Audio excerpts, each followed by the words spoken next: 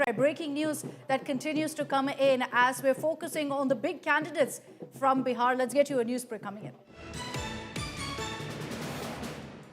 And Bhojpuri superstar Kesari Yadav is trailing in Chapra. BJP's Choti Kumari is ahead of Kesari Lal. So that is in fact a big update coming in. He's trailing by about 6,000 votes. So this could be a close one. We will, of course, be tracking at this point also which round of counting this is to see if Kesari Lal can actually make up for this.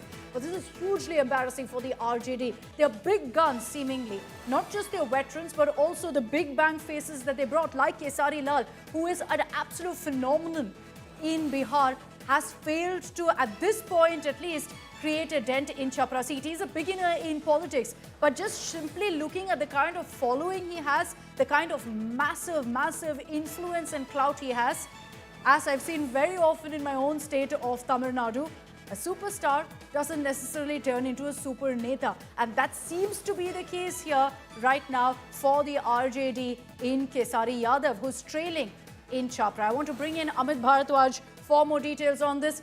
Amit, I hate to pile it on for the RJD, but it's one bad news after another. Tejasvi Yadav is trailing, Kesari Lal is trailing. Many would have thought that these were the sure shot winners.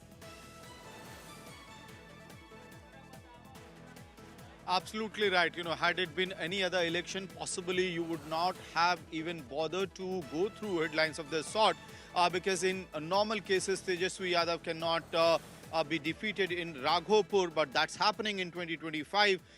Kesari Lal Yadav, who is considered to be a superstar of the Bhojpuri industry, seems to be completely trailing all through in this, counting of votes today from Chapra. And a lot of hope that RJD had was from a BJP rebel called Rekha from there. That seat, that has not panned out well. So the hope seems to be really fading away for Kesari Lal Yadav as well. What is happening with Tej Pratap, the rebel from the Yadav family? He has actually improved his number from 4th slot to 3rd slot in Mahua. So that is the kind of fate that Yadav brothers are facing in Bihar in 2025. Tejasvi Yadav trailing continuously in Raghopur, the CM face of the Mahagathbandhan, the face on which the Mahagathbandhan, the Congress party, the RJD, the left, CPI-ML, as well as VIP was banking on. He himself is trailing, and so is his brother, the rebel from the right family, now, the numbers, on the 3rd spot. What Amit is telling us is that Tej Pratap is trailing from 4th place to 3rd place. I don't know if that's anything to celebrate, really, considering, of course, he's a rebel, but even Tej Pratap not doing well. Both Lalu's sons right now in quite a predicament because Tejasvi Yadav is still trailing. The latest numbers that we have is that BJP's Satish Kumar, who could just be the giant slayer this election, is gotten about 48,453 votes. The RJD, Tejasvi Yadav, that is at 43,883. It's about 4,000 votes difference. It's not a big gap, but considering that we've already seen about 17 rounds of voting, there will be a big question mark on whether Tejasvi Yadav can actually make up for that. Tej Pratap, we have his numbers also on your screen.